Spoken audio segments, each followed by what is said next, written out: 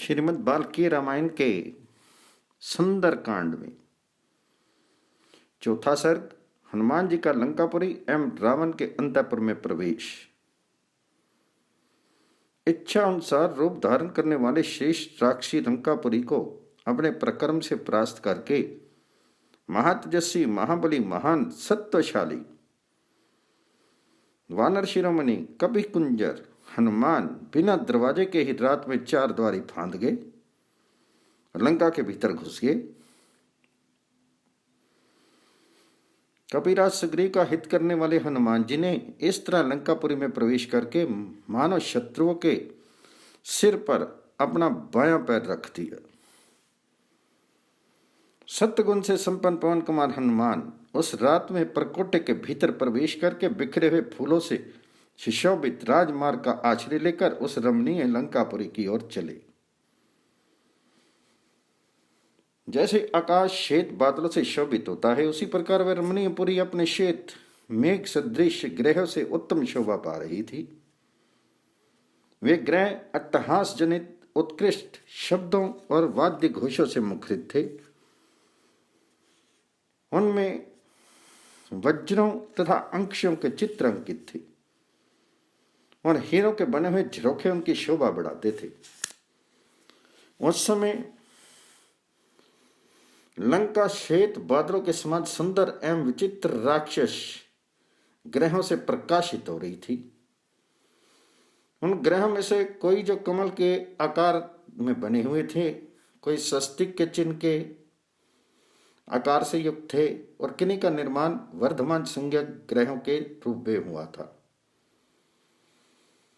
वे सभी सब ओर से सजाए गए थे।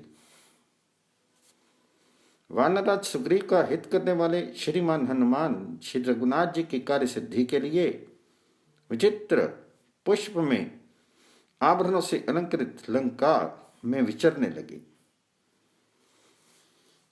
उन्होंने उस पुरी को अच्छी तरह देखा और देखकर प्रसन्नता का अनुभव किया। उन कपिश्रेष्ठ ने जहां तहां एक घर से दूसरे घर पर जाते हुए विविध प्रकार के भवन देखे तथा हृदय, कंठ और मूर्धा इन 3 स्थानों से निकलने वाले मध्यम मध्यम और उच्च स्वर से विभूषित मनोहर गीत सुने। उन्होंने स्वर्गीय अप्सराओं के समान सुंदरी तथा काम वेदना से पीड़ित कामनियों की करधनी और पाजेबों की झनकार सुनी। इसी तरह जहां तहां महामनस्वी राक्षस के घरों में सीढ़ियां पर चढ़ते समय स्त्रियों की कांची और मंजीर की मधुर ध्वनि तथा पुरुषों के ताल ठोकने और गजने की भी आवाजें उन्हें सुनाई दी। राक्षसों के घर में बहुतों को तो उन्होंने वहां मंत्र जपते हुए सुना और कितने ही निशाचरों को उससे दहे में तत्पर देखा। कई राक्षसों को उन्होंने रावण की स्तुति के साथ गर्जना करते और निशाचरों की एक बड़ी भीड़ को राजमार्ग रोककर खड़ी हुए देखा।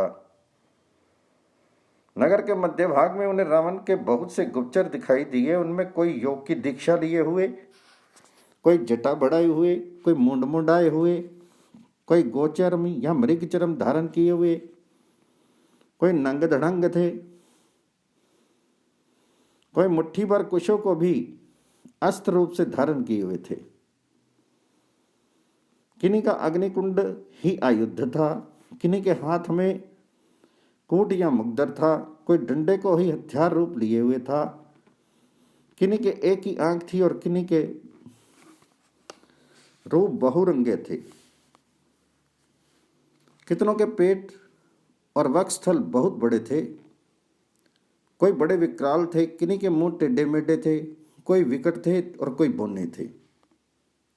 किन्हीं के पास धनुष, खड्ग, शतघ्नि और मूसल रूप आयुध थे, किन्हीं के हाथों में उत्तम परिध विद्यमान थे और कोई विचित्र कवचों से शोभित थे। कुछ निशाचर ना तो अधिक मोटे थे, ना अधिक दुर्बल थे, ना बहुत लंबे थे, ना अधिक छोटे थे, ना बहुत गोरे थे और ना अधिक काले थे और ना अधिक कुबड़े थे और ना विशेष बोने ही थे। कोई बड़े कुरूप थे, कोई अनेक प्रकार के रूप धारण कर सकते थे, किन्हीं का रूप सुंदर था, कोई बड़े तेजस्वी थे, तथा किन्हीं के पास ध्वजा पताका और अनेक प्रकार के अस्त्र शस्त्र थे। कोई शक्ति और वृक्ष रूप आयुध धारण किए देखे जाते थे तथा किन्हीं के पास पट्टिश, वज्र, गुलेल और पाश थे। महाकवि हनुमान जी ने उन सबको देखा। किन्हीं के गले में फूलों के हार थे और लाट आदि अंग चंदन से चर्चित थे। कोई श्रेष्ठ आभूषणों से सजे हुए थे। कितने ही नाना प्रकार के वेशभूषा से संयुक्त थे और बहुतेरे स्वेच्छा अनुसार विचरने वाले जान पड़ते थे। कितने ही राक्षस तीखे शूल तथा वज्र लिए हुए थे। वे सब के सब महान बल से संपन्न थे। इनके सिवा कपिवर हनुमान ने 1,00,000 रक्षक सेना को राक्षस राज रावण की आज्ञा से सावधान होकर नगर के मध्य भाग की रक्षा में संलग्न देखा। वे सारे सैनिक रावण के अंतःपुर के अग्रभाग में स्थित थे। रक्षक सेना के लिए जो विशाल भवन बना था उसका फटक बहुमूल्य स्वर्ण द्वारा निर्मित हुआ था। उस आरक्षा भवन को देखकर महाकवि हनुमान जी ने राक्षस राज रावण के सुप्रसिद्ध राजमहल पर दृष्टिपात किया, जो त्रिकूट पर्वत के एक शिखर पर प्रतिष्ठित था। वह सब ओर से श्वेत कमलों द्वारा अलंकृत खाइयों से घिरा हुआ था। उसके चारों ओर बहुत ऊंचा परकोटा था जिसने उस राजभवन को घेर रखा था। वह दिव्य भवन स्वर्गलोक के समान मनोहर था और वहां संगीत आदि के दिव्य शब्द गूंज रहे थे। घोड़ों की हिनहिनाहट की आवाज भी वहां सब ओर फैले हुए थी। आभूषणों की रुंझुन भी कानों में पड़ती रहती थी। नाना प्रकार के रथ, पालकी आदि सवारी, विमान, सुंदर हाथी, घोड़े, श्वेत बादलों की घटा के समान दिखाई देने वाले 4 दांतों से युक्त सजे सजाए मतवाले हाथी तथा मद पशु पक्षियों के संचरण से उस राजमहल का द्वार बड़ा सुंदर दिखाई देता था। सहस्त्रों महाप्रकर्मी निशाचर राक्षस राज के उस महल की रक्षा करते थे। उस गुप्त भवन में कपिवर हनुमान जी जा पहुंचे। तदनंतर जिनके चारों ओर स्वर्ण एवं जम्बू नद का प्रकोटा था, जिसका ऊपरी भाग बहुमूल्य मोती और मणियों से भूषित था तथा अत्यंत उत्तम काले अगरु एवं चंद्रमा से जिनकी अर्चना की जाती थी, रावण के उस अंतःपुर में हनुमान जी ने प्रवेश किया। तत्पश्चात बुद्धिमान हनुमान जी ने देखा कि जिस प्रकार गौशाला के भीतर गौओं के झुंड में मतवाला सांड भी उचरता है, उसी प्रकार पृथ्वी के ऊपर बारंबार अपनी चांदनी का चंदोवा तानते हुए चंद्रदेव आकाश के मध्य भाग में तारिकाओं के बीच विचरण कर रहे हैं। वे शीत रश्मि चंद्रमा जगत के ताप पाप का नाश कर रहे हैं। महासागर में ज्वार उठा रहे हैं। समस्त प्राणियों को नई दीप्ति एवं प्रकाश दे रहे हैं और आकाश में क्रमशः ऊपर की ओर उठ रहे हैं। भूतल पर मंदराचल में संध्या के समय महासागर में और जल के भीतर कमलों में जो लक्ष्मी जिस प्रकार शोभित होती है, वही उस प्रकार मनोहर चंद्रमा में शोभा पा रही थी। जैसे चांदी के पिंजरे में हंस, मद्राचल की कंदरा में सिंह और मदमत हाथी की पीठ पर वीर पुरुष शोभा पाते हैं, उसी प्रकार आकाश में चंद्रदेव सुशोभित हो रहे थे। जैसे तीखे सिंह वाला बैल खड़ा हो, जैसे ऊपर को उठे शिखर वाला महान पर्वत हिमालय शोभा पा रहा हो, जैसे सन जड़ित दांतों से युक्त गजराज शोभित होता हो, उसी प्रकार हरिण के श्रृंग रूपी चिन्ह से युक्त परिपूर्ण चंद्रमा छवि पा रहे थे, जिनका शीतल जल और हिम रूपी पंख से संसर्ग का दोष नष्ट हो गया है, अर्थात जो इनके संसर्ग से बहुत दूर हैं। सूर्य किरणों को ग्रहण करने के कारण जिन्होंने अपनी अंधकार रूपी पंख को भी नष्ट कर दिया है तथा प्रकाश रूप लक्ष्मी का आश्रय स्थान होने के कारण जिनकी कालमा भी निर्मल प्रतीत होती है, वे भगवान शशलांछन चंद्रदेव आकाश में प्रकाशित हो रहे थे। जैसे गुहा के बाहर शिलातल पर बैठा हुआ मृगराज सिंह शोभा पाता है, वैसे विशाल वन में पहुंचकर गजराज शोभित होता है तथा जैसे राज्य पाकर राजा अधिक शोभा से संपन्न हो जाता है, उसी प्रकार निर्मल प्रकाश से युक्त होकर चंद्रदेश शोभित हो रहे थे।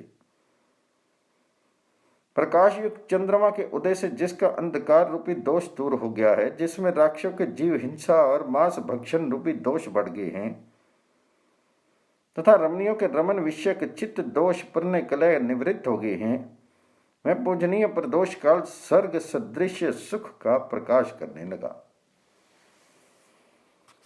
वीणा के श्रवण सुखद शब्द झंकृत हो रहे थे।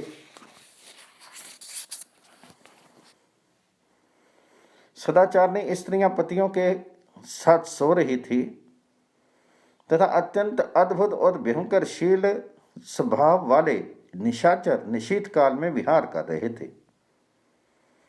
बुद्धिमान वानर हनुमान जी ने वहां बहुत से घर देखे। किन्हीं में ऐश्वर्य मत से मत निशाचर निवास करते थे, किन्हीं में मद्रापान से मत वाले राक्षस भरे हुए थे। कितने ही घर रथ घोड़े आदि वाहनों भद्रासनों से संपन्न थे और कितने ही वीर लक्ष्मी से व्याप्त दिखाई देते थे। वे सभी ग्रह एक दूसरे से मिले हुए थे। राक्षस लोग आपस में एक दूसरे पर अधिक आक्षेप करते थे, अपनी मोटी मोटी भुजाओं को भी हिलाते और चलाते थे। मतवालों किसी बहकी बातें करते थे और मदिरा से उन्मत्त होकर परस्पर कटु वचन बोलते थे। इतना ही नहीं, वे मतवाले राक्षस अपनी छाती भी पीटते थे, अपने हाथ आदि अंगों को अपनी प्यारी पत्नियों पर रख देते थे, सुंदर रूप वाले चित्रों का निर्माण करते थे और अपने सुदृढ़ धनुषों को कान तक खींचा करते थे। हनुमान जी ने यह भी देखा कि नायिकाएं अपने अंगों में चंदन आदि का अनुलेपन करती हैं, दूसरी वही सोती हैं, तीसरी सुंदर रूप और मनोहर मुख वाली ललनाएं हंसती हैं और अन्य वनिताएं प्रणय कलह से कुपित होकर लंबी सांसें खींच रही हैं। चिंगारते हुए महान गजराजों, अत्यंत सम्मानित श्रेष्ठ सभासदों तथा लंबी सांसें छोड़ने वाले वीरों के कारण वह लंकापुरी फुफकारते हुए सर्पों से युक्त सरोवरों के समान शोभा पा रही थी। हनुमान जी ने उस पुरी में बहुत से उत्कृष्ट बुद्धि वाले, सुंदर बोलने वाले, सम्यक श्रद्धा रखने वाले, अनेक प्रकार के रूप रंग वाले और मनोहर नाम धारण करने वाले विश्वविख्यात राक्षस देखे।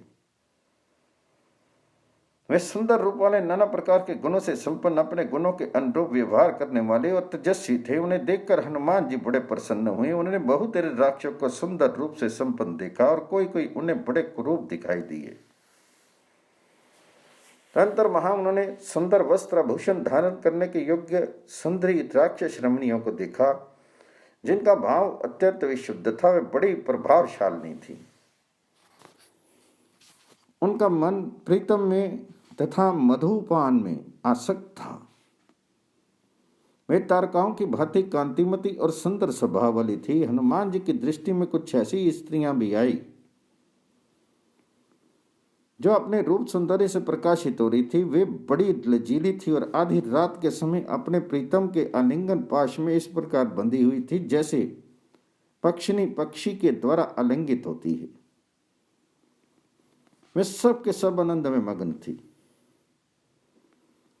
दूसरी बहुत सी स्त्रियां महलों की छतों पर बैठी थी। वे पति की सेवा में तत्पर रहने वाली, धर्मपरायणा, विवाहिता और काम भावना से भावित थी। हनुमान जी ने उन सबको अपने प्रीतम के अंक में सुखपूर्वक बैठी देखा।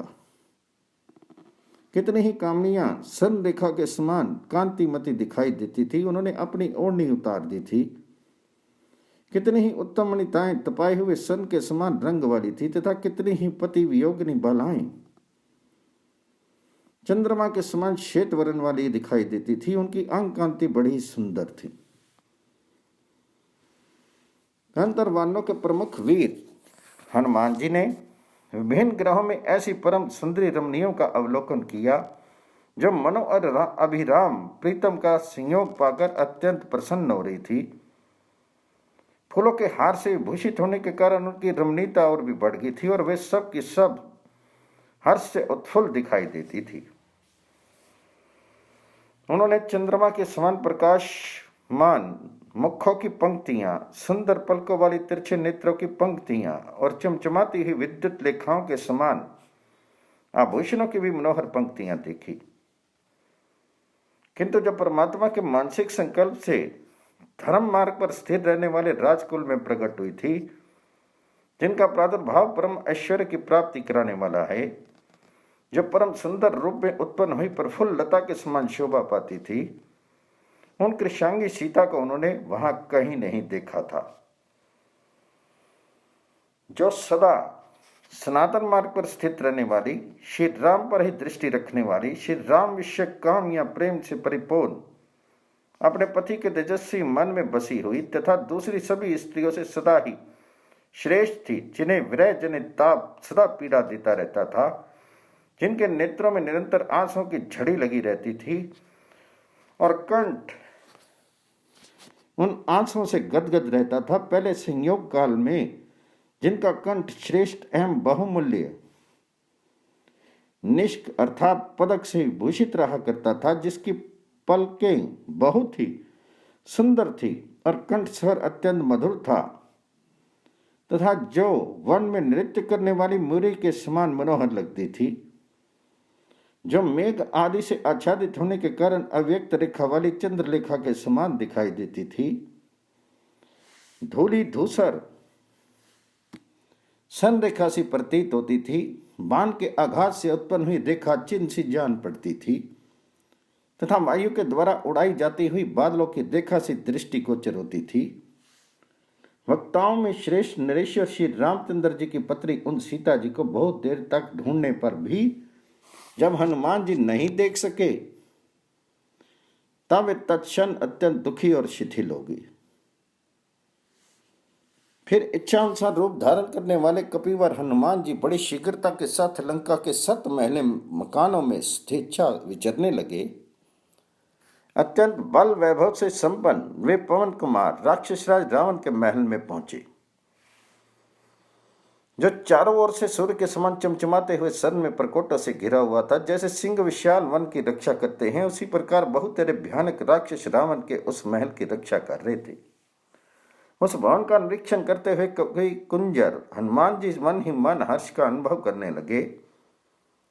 वह महल चांदी से मढ़े हुए चित्रों, सोने जड़े हुए दरवाजों और बड़ी अद्भुत ड्यूटियों तथा सुंदर द्वारों से युक्त था। हाथी पर चढ़े हुए महावत तथा शर्महीन शूरवीर वहां उपस्थित थे, जिनके वेग को कोई रोक नहीं सकता था। ऐसे रथवाहक अश्व भी वहां शोभा पा रहे थे।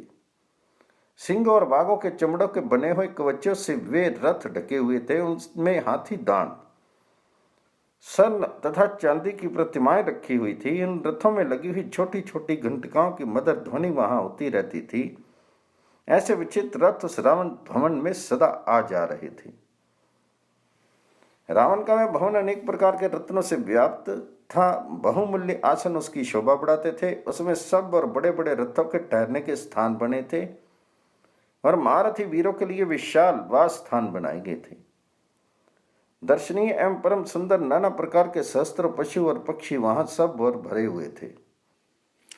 सीमा की रक्षा करने वाले विनयशील राक्षस उस भवन की रक्षा करते थे। वह सब ओर से मुख्य मुख्य सुंदरियों से भरा रहता था। वहां की रत्न स्वरूपा युवतियां रमणीय सदा प्रसन्न रहा करती थी। सुंदर आभूषणों के झंकारों से झंकृत राक्षस राज का वह महल समुद्र के कल कल नाद की भांति मुखरित रहता था। वह भवन राजोचित सामग्री से पूर्ण था, श्रेष्ठ एवं सुंदर चंदनों से चर्चित था तथा सिंगों से भरे हुए विशाल वन की भांति प्रधान प्रधान पुरुषों से परिपूर्ण था।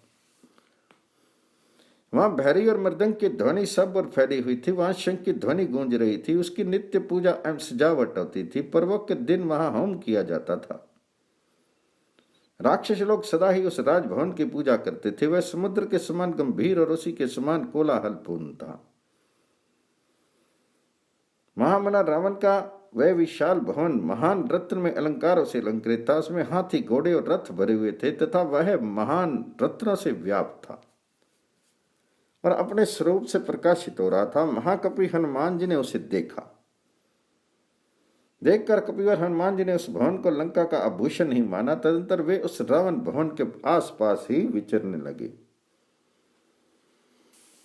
इस प्रकार वे एक घर से दूसरे घर में जाकर राक्षसों के बगीचे के सभी स्थानों को देखते हुए बिना किसी भय से अट्टिकलाओं पर विचरण करने लगे।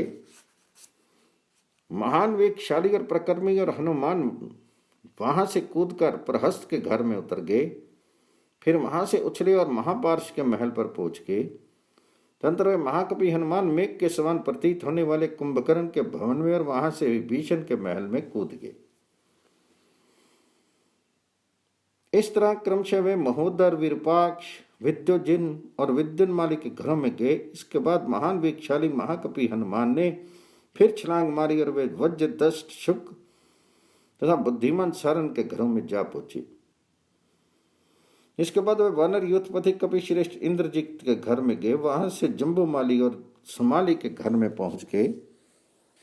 तदनंतर वे महाकपि उछलते कूदते हुए रश्म केतु, सूर्य, शत्रु और वज्रकाय के महलों में जा पहुंचे। फिर क्रमशः वे कपिवर, पवन कुमार, धूम्राक्ष, संपाति, विद्युत्रूप, भीम, धन, विघन, शुकनाभ, चक्र, शठ, कपट, ह्रस्वकर्ण, दंष्ट, लोमश, युद्धोन्मत्त, मत्त, ध्वजग्रीव, विद्युंजी, द्विजी, हस्तिमुख, क्राल, पिशाच और शोणिताक्ष आदि के महलों में गए। इस प्रकार क्रमशः कूदते फांदते हुए महायशस्वी पवन पुत्र हनुमान उन बहुमूल्य भवनों में पधारे। वहां उन महाकवि ने उन समृद्धिशाली राक्षसों की समृद्धि देखी। तत्पश्चात बल वैभव से संपन्न हनुमान उन सब भवनों को लांघकर पुनः राक्षस राज रावण के महल पर आ गए। वहां विचरते हुए उन वानर शिरोमणि कपि श्रेष्ठ रावण के निकट सोने वाली, उनके पलंग की रक्षा करने वाली राक्षसों को देखा, जिनकी आंखें बड़ी विकराल थी।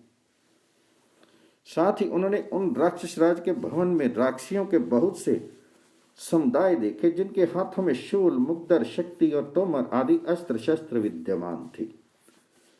उनके सिवा वहां बहुत से विशालकाय राक्षस भी दिखाई देते थे, जो जना नाना प्रकार के हथियारों से लैस थे।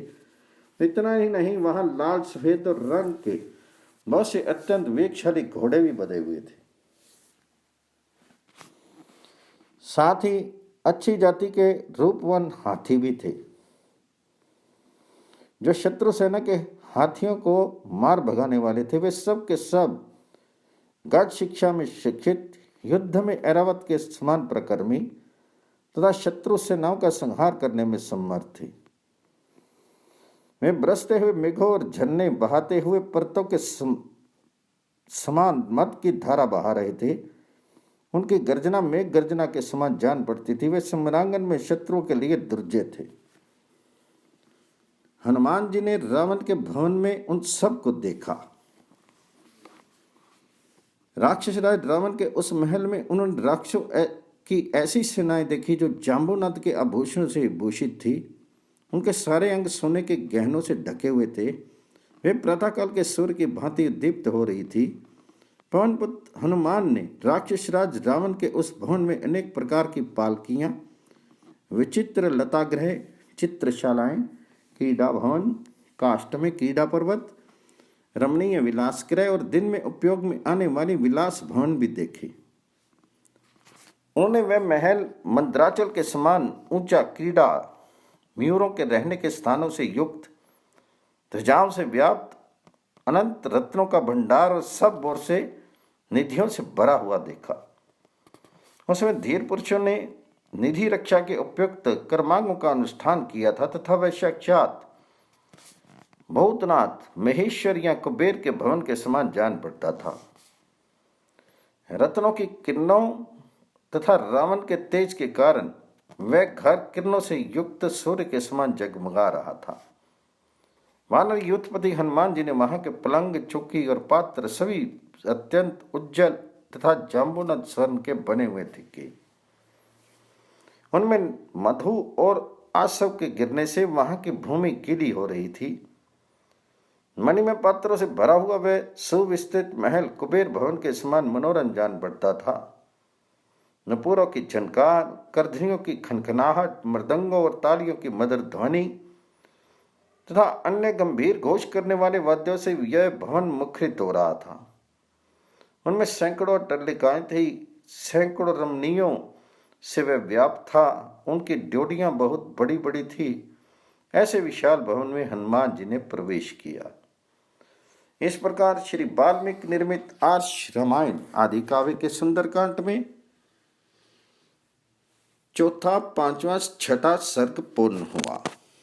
श्रीमद् वाल्मीकि रामायण के 7वें सर्ग में सुंदरकांड में रावण के भवन एवं पुष्पक विमान का वर्णन, बलवान वीर हनुमान जी ने नीलम से जड़ी हुई सोने की खिड़कियों से शोभित तथा पक्षी समूहों से युक्त भवनों का समुदाय देखा, जो वर्षा काल में बिजली से युक्त महती मेघशाला के समान मनोहर जान पड़ता था।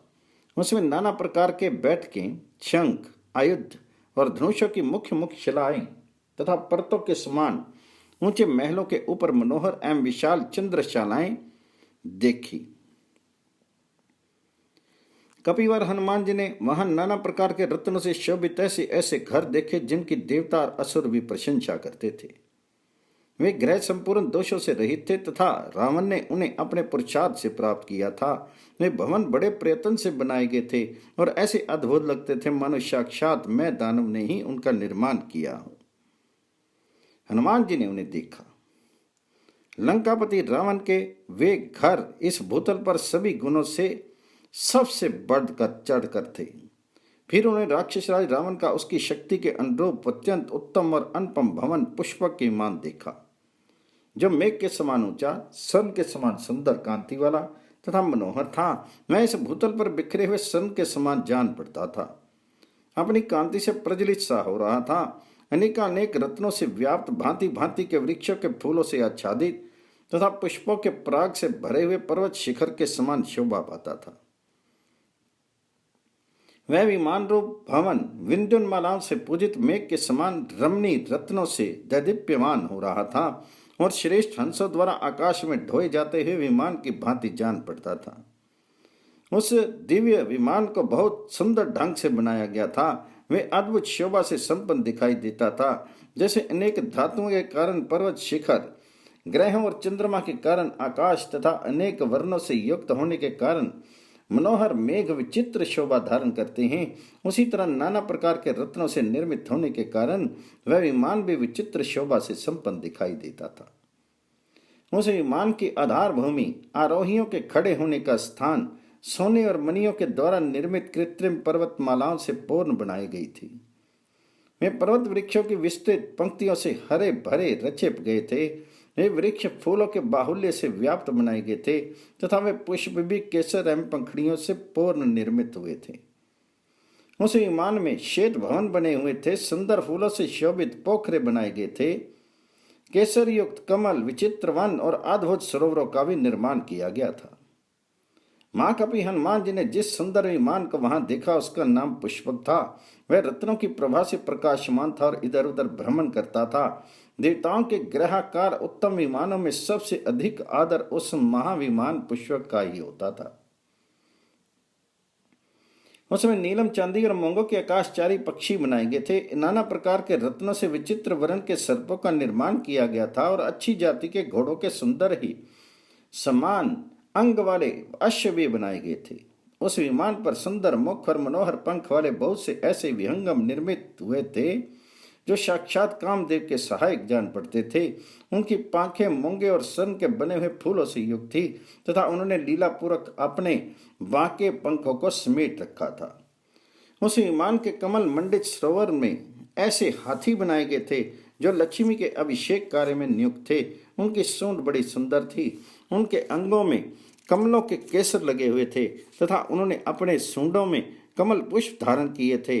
उनके साथ ही वहां तेजस्विनी लक्ष्मी देवी की प्रतिमा भी विराजमान थी, जिनका उन हाथियों के द्वारा अभिषेक हो रहा था। उनके हाथ बड़े सुंदर थे। उन्होंने अपने हाथ में कमल पुष्प धारण कर रखा था। इस प्रकार सुंदर कंदराओं वाले पर्वत के समान तथा वसंत ऋतु में सुंदर कोटरों वाले परम सुगंध युक्त वृक्ष के समान उस शोभायमान मनोहर भवन विमान में पहुंचकर हनुमान जी बड़े विस्मित हुए। तदंतर दशमुख रावण के बाहुबल से पालित उस प्रशंसित पुरी में जाकर चारों ओर घूमने पर भी पति के गुणों के वेग से पराजित विमुग्ध अत्यंत दुखनी और पूजनीय जनक किशोरी सीता को न देखकर कपिवर हनुमान बड़े चिंता में पड़ गए। महात्मा हनुमान जी अनेक प्रकार से परमार्थ चिंतन में तत्पर रहने वाले कृतात्मा, पवित्र अंतःकरण वाले सन्मार्गगामी तथा उत्तम दृष्टि रखने वाले इधर उधर बहुत घूमने पर भी जब उन महात्मा को जानकी जी का पता नहीं लगा, तब उनका मन बड़ा दुखी हो गया।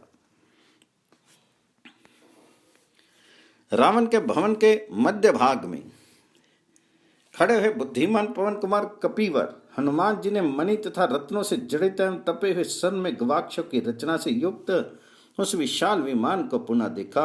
उसकी रचना को सौंदर्य आदि की दृष्टि से मापा नहीं जा सकता था। उसका निर्माण अनुपम रीति से किया गया था। स्वयं विश्वकर्मा ने ही उसे बनाया था और बहुत उत्तम कहकर उसकी प्रशंसा की थी। जब वह आकाश में उठकर वायु मार्ग में स्थित होता था, तब सौर मार्ग के चिन्ह सा शोभित होता था। उसमें कोई ऐसी वस्तु नहीं थी जो अत्यंत प्रयत्न से न बनाई गई हो, तथा वहां कोई भी ऐसा स्थान या विमान का अंग नहीं था जो बहुमूल्य रत्नों से जड़ित ना हो। उसमें जो विशेषताएं थी वे देवताओं के विमानों में भी नहीं थी। उसमें कोई ऐसी चीज नहीं थी जो बड़ी भारी विशेषता से युक्त ना हो। रावण ने जो निराहार रहकर तप किया था और भगवान जी के चिंतन में चित्त को एकाग्र किया था, इससे मिले हुए प्रकर्म के द्वारा उसने उस विमान पर अधिकार प्राप्त किया था। मन में जहां भी जाने का संकल्प उठता, वहीं वह विमान पहुंच जाता था। अनेक प्रकार की विशिष्ट निर्माण कलाओं द्वारा उस विमान की रचना हुई थी तथा जहां तहां से प्राप्त की गई दिव्य विमान निर्माणोचित विशेषताओं से उसका निर्माण हुआ था।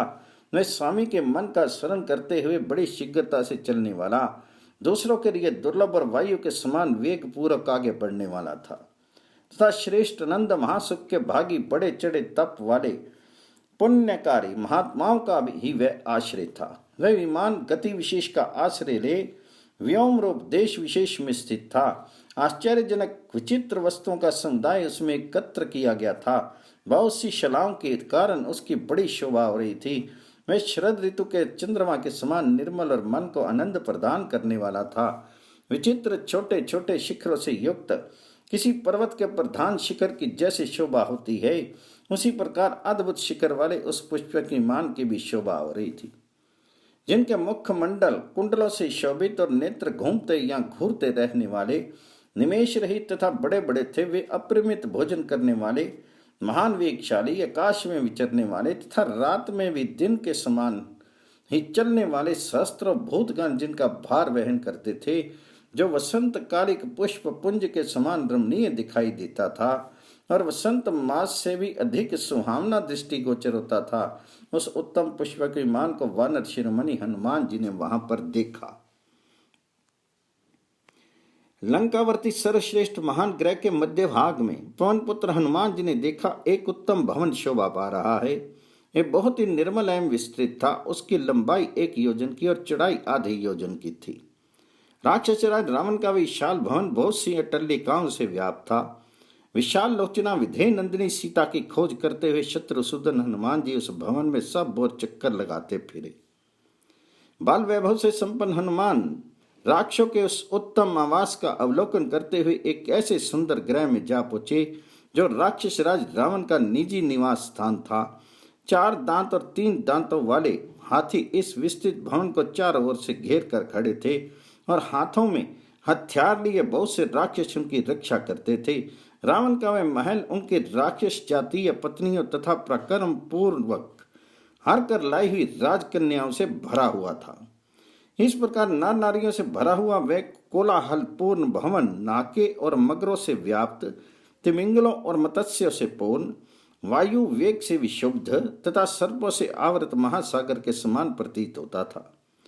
जो लक्ष्मी कुबेर चंद्रमा और इंद्र के यहाँ निवास करती हैं, वे ही और भी सुरम्य रूप से रावण के घर में नित्य ही निश्चल होकर रहती थी। जो समृद्धि महाराज कुबेर यम और वरुण के यहाँ दृष्टिगोचर होती है, वही अथवा उससे भी बढ़कर राक्षसों के घरों में देखी जाती थी। उस 1 योजन लंबे और आधे योजन चौड़े महल के मध्य भाग में एक दूसरा भवन पुष्पक विमान था, जिसका निर्माण बड़े सुंदर ढंग से किया गया था। वह भवन बहुत संख्यक मत वाले हाथियों से युक्त था। पवन कुमार हनुमान जी ने फिर उसे देखा। सब प्रकार के रत्नों से भूषित पुष्पक के विमान दिव्य विमान स्वर्गलोक में विश्वकर्मा ने ब्रह्मा जी के लिए बनाया था। कुबेर ने बड़ी भारी तपस्या करके उसे ब्रह्मा जी से प्राप्त किया और फिर कुबेर को बलपूर्वक परास्त करके राक्षस राज रावण ने उसे अपने हाथों में कर लिया। उसमें भेड़ियों की मूर्तियों से युक्त सोने चांदी के सुंदर खंभे बनाए गए थे, जिनके कारण वह भवन अद्भुत कांति से उद्दीप्त सा हो रहा था। उसमें सुमेरु और मंदराचल के समान ऊंचे अनेकानेक गुप्त ग्रह और मंगल भवन बने हुए थे, जो अपनी ऊंचाई से आकाश में रेखा से खींचते हुए जान पड़ते थे। उनके द्वारा वह विमान सब ओर से शोभित होता था। उसका प्रकाश अग्नि और सूर्य के समान था। विश्वकर्मा ने बड़ी कारीगरी से उसका निर्माण किया था। उसमें सोने की सीढ़ियां और अत्यंत मनोहर उत्तम वेदियां बनाई गई थी। सोने और स्फटिक के झरोखे और खिड़कियां लगाई गई थी। इंद्रनील और महानील मणियों की श्रेष्ठतम वेदियां रची गई थी। उसकी फर्श विचित्र मूंगे बहुमूल्य मणियों और अनुपम गोल गोल मोतियों से जड़ी गई थी, जिससे उस विमान की बड़ी शोभा हो रही थी। स्वर्ण के समान लाल रंग के सुगंध युक्त चंदन से संयुक्त होने के कारण वह बाल सूर्य के समान जान पड़ता था। महाकवि हनुमान जी उस दिव्य पुष्पक विमान पर चढ़ गए, जो नाना प्रकार के सुंदर कूटागारों अर्थात अटल्लिकाओं से अलंकृत था। वहां बैठकर वह सब और फैली हुई नाना प्रकार के पेय भक्ष्य और अन्न की दिव्य गंध सूंघने लगे। वह गंध मूर्तिमान पवन सी प्रतीत होती थी। जैसे कोई बंधु बांधव अपने उत्तम बंधु को अपने पास बुलाता है, उसी प्रकार वह सुगंध उन महाबली हनुमान जी को मानो ये कहकर कि इधर चले आओ, जहां रावण था वहां बुला रही थी। तदंतर हनुमान जी उस पर प्रस्थित हुए। आगे बढ़ने पर उन्होंने एक बहुत बड़ी हवेली देखी, जो बहुत ही सुंदर और सुखद थी। वह हवेली रावण को बहुत ही प्रिय थी, ठीक वैसे ही जैसे पति को कांतिमय सुंदरी पत्नी अधिक प्रिय होती है। उनमें मणियों की सीढ़ियां बनी हुई थी और सोने की खिड़कियां उसकी शोभा बढ़ाती थी। उसके फर्श स्फटिक मणि से बनाए गए थे, जहां बीच बीच में हाथी के दांत द्वारा विभिन्न प्रकार की आकृतियां बनी हुई थी। मोती, हीरे, मूंगे, चांदी और सोने के द्वारा भी उसमें अनेक प्रकार के आकार अंकित किए गए थे। मणियों के बने हुए बहुत से खंभे, जो समान सीधे बहुत ही ऊंचे और सब ओर से भूषित थे, आभूषण की भांति उस हवेली की शोभा बढ़ा रहे थे। अपने अत्यंत ऊंचे स्तंभ रूपी पंखों से मानो वह आकाश को उड़ती हुई सी जान पड़ती थी। उसके भीतर पृथ्वी के वन पर्वत आदि चिन्हों से अंकित एक बहुत बड़ा कालीन बिछा हुआ था। राष्ट्र और ग्रह आदि के चित्रों से शोभित वह शाला पृथ्वी के समान विस्तीर्ण जान पड़ती थी। वहां मतवाले विहंगमों के कलरव गूंजते रहते थे तथा वह दिव्य सुगंध से सुवासित थी। उस हवेली में बहुमूल्य बिछौने बिछे हुए थे तथा स्वयं राक्षस राज रावण उसमें निवास करता था। वे अग्रु नामक धूम के धुएं से धूमिल दिखाई देती थी, किंतु वास्तव में हंस के समान श्वेत एवं निर्मल थी। पत्र पुष्प के उपहार से वह शाला चितकबरी सी जान पड़ती थी, अथवा विशिष्ट मुनि की शबला गौ की भांति संपूर्ण कामनाओं को देने वाली थी। उसकी कांति बड़ी ही सुंदर थी। वह मन को आनंद देने वाली तथा शोभा को भी शोभित करने वाली थी। वह दिव्यशाला शोक का नाश करने वाली तथा संपत्ति की जननी सी जान पड़ती थी। हनुमान जी ने उसे देखा। उस रावण पालित शाला ने उस समय माता की भांति शब्द, स्पर्श और 5 विषयों से हनुमान जी की श्रोत और 5 इंद्रियों को तृप्त कर दिया। उसे देखकर हनुमान जी ये तर्क वितर्क करने लगे कि संभव है यही स्वर्गीयों की अलया देवलोक हो, ये इंद्रपुरी भी हो सकती है, अथवा ये परम सिद्धि ब्रह्मलोक की प्राप्ति है। हनुमान जी ने उस शाला में स्वर्ण में दीपकों को एक तार जलते देखा, मानो वे ध्यान मग्न हो रहे हैं।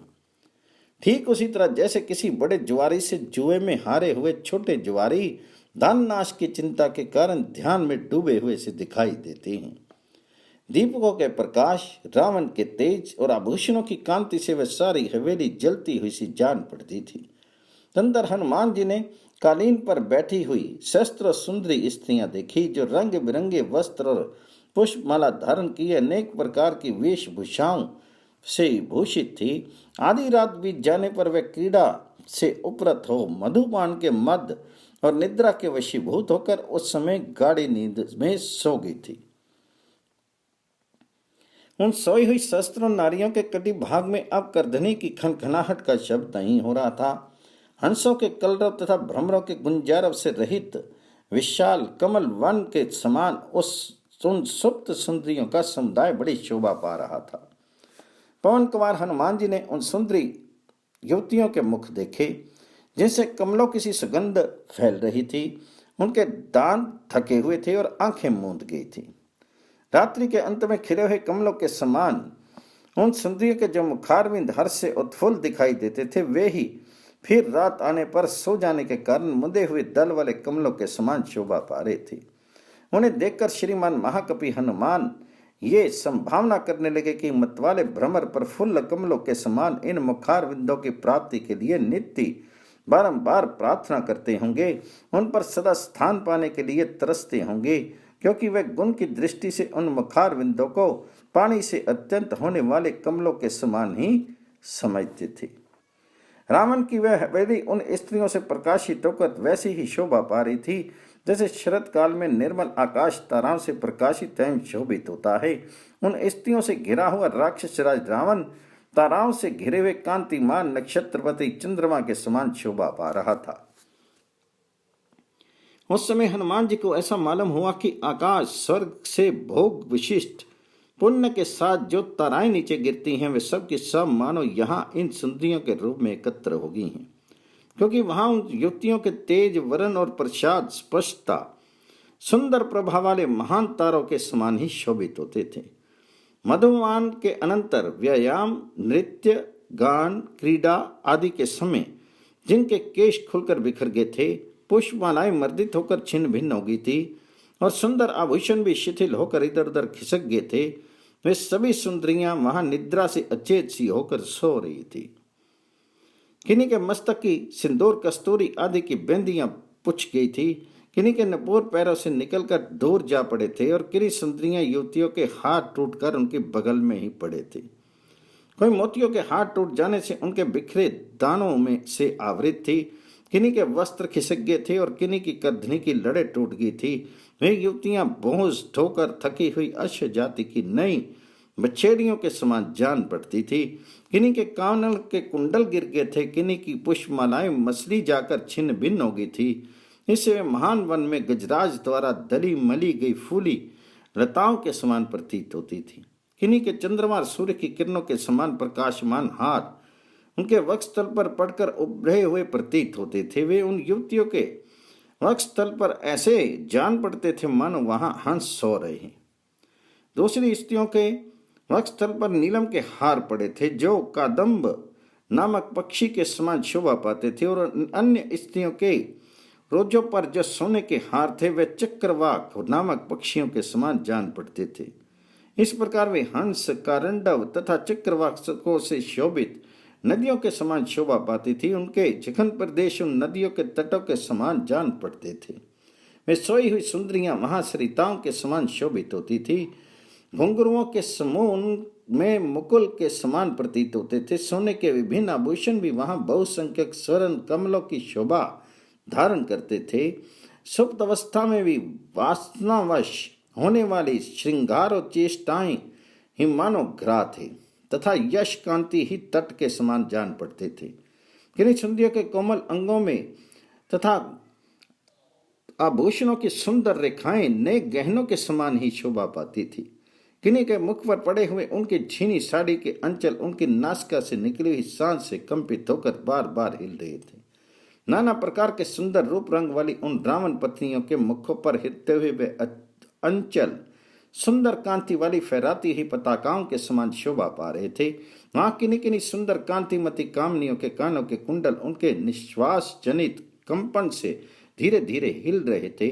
उन सुंदरियों के मुख से निकली हुई स्वभाव से ही सुगंधित श्वास वायु शर्करा निर्मित आसव की मनोहर गंध से युक्त होकर और भी सुखद बनकर उस समय रावण की सेवा करती थी। रावण की कितनी ही तरनी पत्नियां रावण का ही मुख समझकर बारंबार अपनी सोतों के ही मुखों को सूंघ रही थी। उन सुंदरियों का मन रावण में अत्यंत आसक्त था, इसलिए वह शक्ति तथा मद्रा के मद से परवश होकर उस समय रावण के मुख के भ्रम से अपनी सोतों का मुख सूंघकर उनका प्रिय ही करती थी। अर्थात वे भी उस समय अपने मुख से लग्न हुए उन सोतों के मुखों को रावण का ही मुख समझकर उन्हें सूंघने का सुख उठाती थी। अन्य मदमत युवतियां अपनी वलय विभूषित भुजाओं का ही तकिया लगाकर तथा कोई कोई सिर के नीचे अपने श्रम्य वस्त्रों को ही रखकर वहां सो रही थी। एक स्त्री दूसरी स्त्री के सिर पर रखी हुई सोई थी, तो दूसरी स्त्री उसके भी एक बांह को ही तकिया बनाकर सो गई। इस तरह एक अन्य स्त्री दूसरी की गोद में सिर रखकर सोई थी, तो कोई उसके एक तकिया लगाकर सो गई थी। इस तरह रावण विषय का स्नेह और मद्रा जनित मद के वशीभूत ही वे सुंदरियां एक दूसरे के ऊपर पार्श्व भाग, कटी प्रदेश, पृष्ठ भाग का सहारा लेकर आपस में अंगों से अंग मिलाए हुए बड़ी बेसुध पड़ी थी। वे सुंदर कटी प्रदेश वाली समस्त युवतियां एक दूसरे के अंग स्पर्श को प्रीतम का स्पर्श मानकर उनसे मन ही मन आनंद का अनुभव करती हुई परस्पर बांह से बांह मिलाए सो रही थी। एक दूसरे के बाहु रूपी सूत्र में गुथी हुई काले काले केश वाली स्त्रियों की वह माला सूत में पिरोई हुई मत वाले भ्रमरों से युक्त पुष्प माला की भांति शोभा पा रही थी। माधव मास संत में मल्यानिल के सेवन से जैसे खिली हुई लताओं का वन कंपित होता रहता है, उसी प्रकार रावण की स्त्रियों का वह समुदाय निश्वास वायु के चलने से अंचलों के हिलने के कारण कंपित होता सा जान पड़ता था। जैसे लताएं परस्पर मिलकर माला की भांति आबद्ध हो जाती हैं कि सुंदर शाखाएं परस्पर लिपट जाती हैं, और इसलिए उनके पुष्प समूह भी आपस में मिले हुए से प्रतीत होते हैं तथा उन पर बैठे हुए भ्रमर भी परस्पर मिल जाते हैं। उसी प्रकार वे सुंदरियां एक दूसरे से मिलकर माला की भांति गुथ गई थी। उनके भुजाएं और कंधे परस्पर सटे हुए थे, उनकी वेणी में गुथे हुए फूल भी आपस में मिले हुए थे तथा उन सब के केश कलाप भी एक दूसरे से जुड़ गए थे। यद्यपि उन युवतियों के वस्त्र, अंग आभूषण और हार उचित स्थानों पर ही प्रतिष्ठित थे, ये बात स्पष्ट दिखाई दे रही थी, तथापि उन सब के परस्पर गुथ जाने के कारण वह विवेक होना असंभव हो गया था कि कौन वस्त्र, आभूषण, अंग अथवा हार किसके हैं। रावण के सुखपूर्वक सो जाने पर वहां जलते हुए सन में प्रदीप उन अनेक प्रकार की कांति वाली कामनियों को मानो एकटक दृष्टि से देख रहे थे। राज ऋषियों, ब्रह्म ऋषियों, दैत्यों, गंधर्वों तथा राक्षसों की कन्याएं काम के वशीभूत होकर रावण की पत्नियां बन गई थी। उन सब स्त्रियों का रावण ने युद्ध की इच्छा से अपहरण किया था, और कुछ मदमत रमणियां कामदेव से मोहित होकर स्वयं ही उसकी सेवा में उपस्थित हो गई थी। वहां ऐसी कोई स्त्रियां नहीं थी जिन्हें बल प्रक्रम से संपन्न होने पर भी रावण उनकी इच्छा के विरुद्ध बलात् हर लाया हो। वे सब की सब उसे अपने अलौकिक गुण से ही उपलब्ध हुई थी। वे श्रेष्ठतम पुरुषोत्तम श्री रामचंद्र जी के ही योग्य थी। उन जनक किशोरी सीता को छोड़कर दूसरी कोई ऐसी स्त्री वहां नहीं थी जो रावण के सिवा किसी दूसरे की इच्छा रखने वाली हो, अथवा जिसका पहले कोई दूसरा पति रहा हो। रावण की कोई भार्या ऐसी नहीं थी जो उत्तम कुल में उत्पन्न ना हुई हो, अथवा जो कुरूप, अनुदार या कौशल रहित, उत्तम वस्त्र, भूषण एवं माला आदि से वंचित, शक्तिहीन तथा प्रीतम को अप्रिय हो। उस समय श्रेष्ठ बुद्धि वाले वानर राज हनुमान जी के मन में यह विचार उत्पन्न हुआ कि यह महान राक्षस राज रावण की भार्याएं जिस तरह अपने पति के साथ रहकर सुखी हैं, उसी प्रकार यदि रघुनाथ जी की धर्मपत्नी सीता जी भी इन्हीं की भांति अपने पति के साथ रहकर सुख का अनुभव करती, अर्थात यदि रावण शीघ्र ही उन्हें श्री रामचंद्र जी की सेवा में समर्पित कर देता, तो ये इसके लिए परम मंगलकारी होता।